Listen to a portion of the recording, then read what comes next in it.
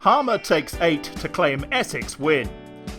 Alistair Cook's 90 on day 3, coupled with his first innings century, looked to have put Essex in a match-winning position as they built a lead of 312 by tea. But rain meant there was no more play possible on day 3, leaving Essex with a decision as to how long to bat on for on day 4, before setting Kent a target. Simon Harmer helped himself to a pair of early boundaries as Essex looked to get a move on. But Pepper soon fell as he tried to heave the ball into the leg side, but was hit on the back leg by Milne. And the batsmen were called in by their skipper in just the next over as Essex batted on for less than 20 minutes of the morning. That left Kent needing 338 to win and Essex a minimum of 90 overs to get 10 wickets. The Kent openers were looking comfortable as they began their chase, with Dixon sending Porter to the boards from successive deliveries. Crawley picked up a couple of early boundaries of his own before the introduction of Harmer brought about the breakthrough for Essex as he trapped him in front.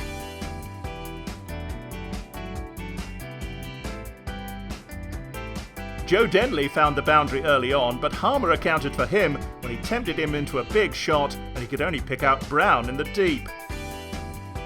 And in the next over, Siddle induced the edge from Dixon, with Harmer this time pouching the catch at slip. That left Essex in control as the lunch break arrived, with Kent 60 for 3, needing a further 278, or more likely to survive another 65 overs for a draw. Kun and Bell Drummond acquitted themselves well in the early part of the afternoon session, with Harmer finally coming in for a bit of stick as they picked up a succession of boundaries. And Kun also helped himself to a pair of 4s off Porter as Kent moved past 100. But Harmer couldn't be kept quiet for long and he hit back, trapping Kun LBW after the South African neglected to play a shot. Bell Drummond dug in to reach his 50 and sent Cook to the fence from consecutive deliveries in the following over. But Robinson didn't last long before Harmer had him caught by Bopara at leg slip. And 4 balls later, Mulder was also on his way as he nicked Cook behind for a duck to leave Essex 4 wickets from victory. Darren Stevens clubbed Harmer for a 4 and a 6 to end the session, but Kent would have another 30 overs to survive in the evening. Stevens picked up where he left off in the afternoon session as he flayed Harmer for another maximum to bring up the Kent 200. But Harmer hit back in his next over to complete his 5-wicket haul as one big shot too many saw Stevens caught at mid-wicket. And Kent was sliding towards defeat when 2 balls after crashing him for 6, Podmore also fell to Harmer.